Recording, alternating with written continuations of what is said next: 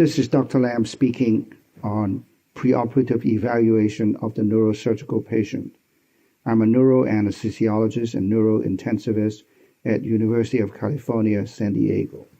There are a number of key concepts related to preoperative evaluation. A timely pre-anesthetic evaluation is critical for optimal perioperative care, resource utilization, outcome improvement, and patient satisfaction. An effective pre-anesthetic evaluation obviates unnecessary medical consultation and therefore allows optimal utilization of resources.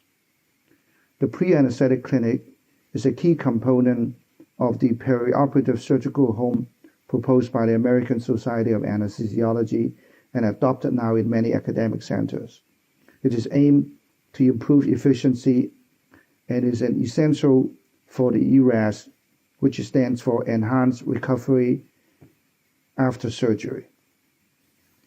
The American Society of Anesthesiologists classification of physical status is the universally accepted system for stratification of patients' pre-existing health status. There is increasing concern for post-operative delirium in geriatric patients, and that is the reason behind the Brain Health Initiative proposed by the American Society of Anesthesiologists. The goal of that is to have a focused preoperative evaluation of geriatric patients to optimize the cognitive recovery for adults greater than 65, age greater than 65. Therefore, pre-anesthetic evaluation of cognitive function and frailty are increasingly important, even though it is not yet adopted as standard evaluation. The American College of Surgeons NSQIP Surgical Risk Calculator is a valuable tool to estimate the risk of unfavorable outcomes after surgery.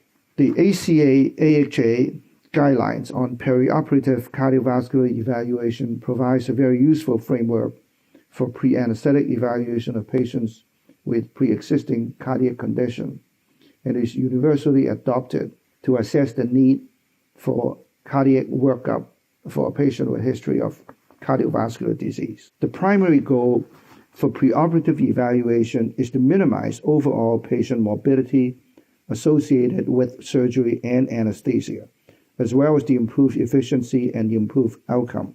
The ASA model of perioperative surgical home is a patient-centered, physician-led system that leverages the anesthesiologist's knowledge to coordinate perioperative care to achieve better outcome and reduce costs of care. And the ERAS, which stands for Enhanced Recovery After Surgery, is an essential component of the surgical home. It is a structured protocol pathway for a specific surgical procedure, and we'll show you more details later on. This schematic summarizes the concept of perioperative surgical home. Essentially, it starts with seeing the patient in the preoperative period, moving through the intraoperative period, and then finally into the postoperative period and long-term recovery. And you can see the details on this particular slide. ERAS, or Enhanced Recovery After Surgery, as mentioned before, involves a multidisciplinary, multimodal approach. It is an evidence-based, standardized perioperative care. It integrates preoperative, intraoperative, and postoperative period to achieve early recovery and discharge. It has been shown to reduce patient pain or patient experience of pain, discomfort, ICU admissions, length of stay, complications, as well as incidence of readmissions. It has also been shown to decrease opioid consumption, improves patient mobilization, and overall reduces the healthcare costs. The ERAS pathway has been demonstrated in many procedures, but not all procedures. And certainly the advantages have been demonstrated in major spine procedures. Pre-anesthetic evaluation has many objectives. It establishes a rapport with the patient and family and allows questions to be asked.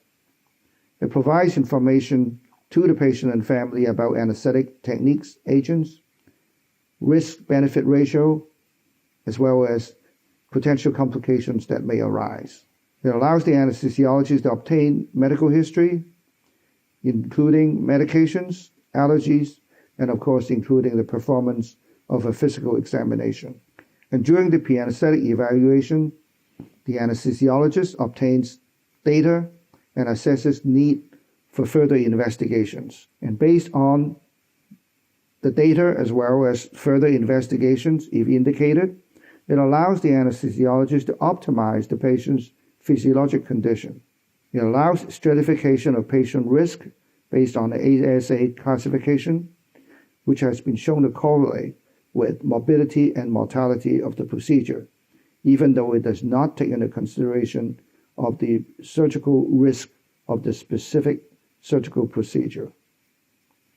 It allows formulation of anesthetic plan, and finally, of course, documentation of informed consent. This summarizes the ASA classification of physical status. As mentioned before, it does not take into consideration of the nature and the risk of the procedure, but it has been shown to correlate with overall morbidity and mortality after the procedure. The original classification has 5 grades. Grade 1 is a normal, healthy patient. Grade 2 is a patient with a mild systemic disease, for instance, someone with controlled mild hypertension.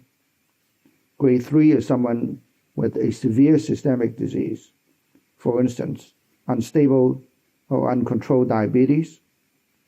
Grade 4 is a patient with severe systemic disease that is constant threat to life. For instance, a patient who is in heart failure with frequent admissions or frequent visits to the emergency department.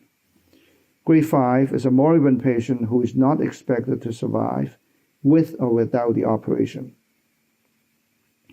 And to the original classification, a grade 6 was added, which denotes a declared brain dead patient whose organs are being removed for donation purposes.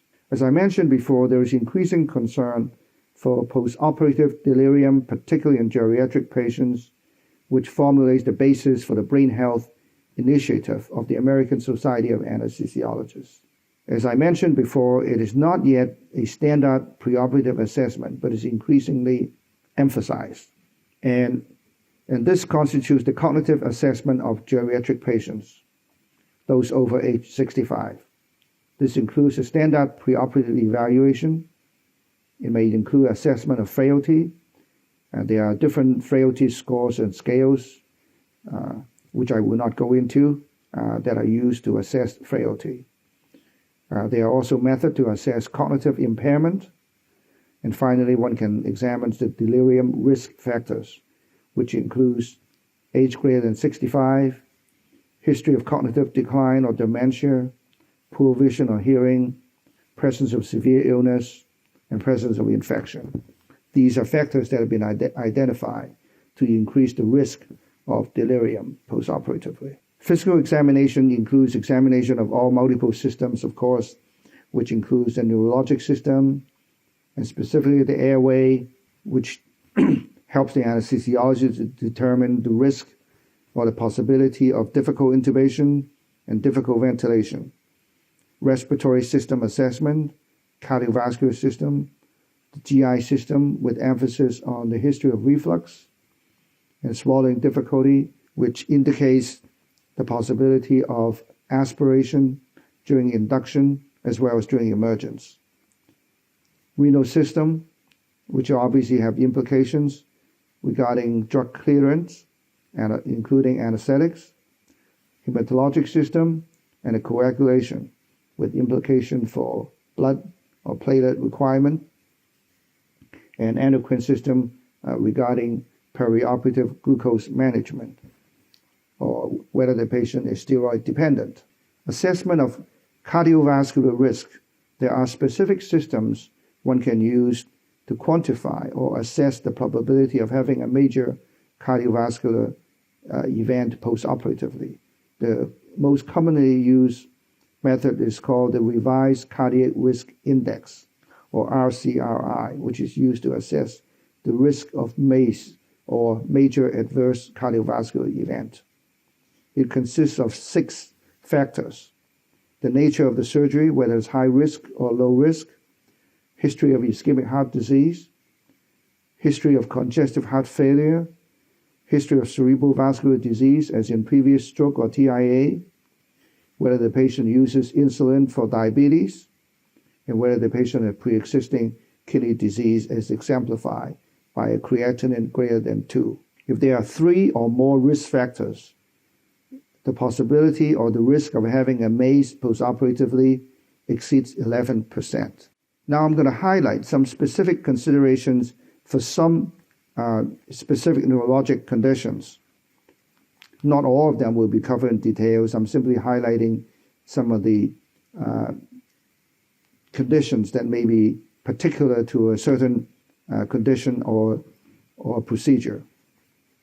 For intracranial tumors, the obvious concern for the anesthesiologist is preoperatively is looking at whether there is presence of elevated intracranial pressure, whether there is an issue with intracranial compliance, and we need to know the serum sodium, osmolarity, glucose, any coagulation issues, and whether we have blood or platelet available for the particular procedure. Vascular disease, primary carotid artery disease, aneurysmal subarachnoid hemorrhage, and AVM. And we would specifically address particular aspects regarding pre-op assessment of carotid artery disease and subarachnoid hemorrhage. There are many systems used to assess the risk of having a stroke or myocardial infarction following carotid artery surgery. The Mayo Clinic preoperative classification is a time-honored approach. Classification is a time-honored approach to assess the risk of perioperative MI or stroke in patients undergoing carotid artery surgery. It examines 3 categories: the neurological findings, medical findings, and geographic findings. It depends on whether they have stable or unstable findings. It defines the risk of perioperative myocardial infarction or stroke. For patients in grade 1 and 2, the risks are low, but for patients in grade 3 and 4, the risk of having a perioperative MI or stroke is considerable. For patients who are presenting with aneurysmal subarachnoid hemorrhage, one of the major considerations is the change in electrocardiogram and the presence of cardiac dysfunction secondary to the subarachnoid hemorrhage-induced catecholamine release. On this slide, it is shown that some are benign changes on the EKG, some would be indicative of possible wall motion abnormality, and others are indicative of myocardial injury. Whenever there is any suspicion, a preoperative echocardiogram should be ordered. For patients with posterior fossa pathology undergoing surgical procedures, it is important preoperatively to assess the presence of brainstem dysfunction, including cranial nerve deficits, and most importantly, what surgical positioning is going to be utilized, and the corresponding risk of venous air embolism. In patients going to be undergoing semi-sitting or sitting position for the surgical procedure, it is important to obtain a preoperative echocardiogram to determine whether there's a presence of a left to left shunt. For patients presenting with traumatic brain injury, undergoing acute surgical procedures such as evacuation of subdural hematoma or epidural hematoma, obviously trauma resuscitation protocols are important and follow the ATLS pathway. And we always have to assess A, B, and C, airway, breathing, circulation, ongoing resuscitation. But the most important part about the preoperative assessment and perioperative management is the avoidance of secondary injury. This table summarizes the causes of secondary insults to the injured brain. One can divide them into systemic causes or intracranial causes. The systemic causes include the presence of hypoxemia, hypercapnia, which aggravates any pre-existing elevated intracranial pressure because of the vasodilation associated with hypercapnia, presence of hypotension or hypertension, hypoosmolarity, particularly it causes increase in cerebral edema, hyperglycemia, and any shivering or fever. Intracranial causes obviously includes increased intracranial pressure, the presence of seizures, and occurrence of cerebral vasospasm. For patients undergoing epilepsy and movement disorders, particularly when awake craniotomy constitutes part of the procedure, it's important to assess airway and with a careful explanation of the anesthetic management to the patient so he or she have a thorough understanding of what it entails, as there are many variations to the management of patients undergoing awake craniotomy. Some cases are done for the entire procedure in the awake state. Some procedures are performed with the patient first going to sleep and then wake up during the procedure for mapping purposes, at the end of which the patient is then re-anesthetized in what we call sleep-awake sleep sequence. The different stages and the relevant anesthetic management must be explained thoroughly to the patient. We need to document the history and frequency of seizures and medications that the patient is on. In summary, a thorough preoperative evaluation of a neurosurgical patient is essential to the successful anesthetic management and contributes to the surgical outcome. This often involves a multidisciplinary approach, and good communication among team members is of paramount importance. Different neurosurgical procedures may have different emphasis in the evaluation, but the fundamentals are the same. Thank you.